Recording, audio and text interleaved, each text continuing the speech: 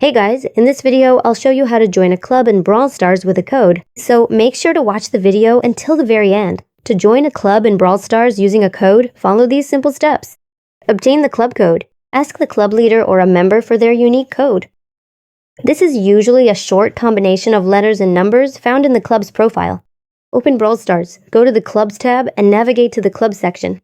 Tap on the main menu. Use the search function in the search bar at the top of the Club section.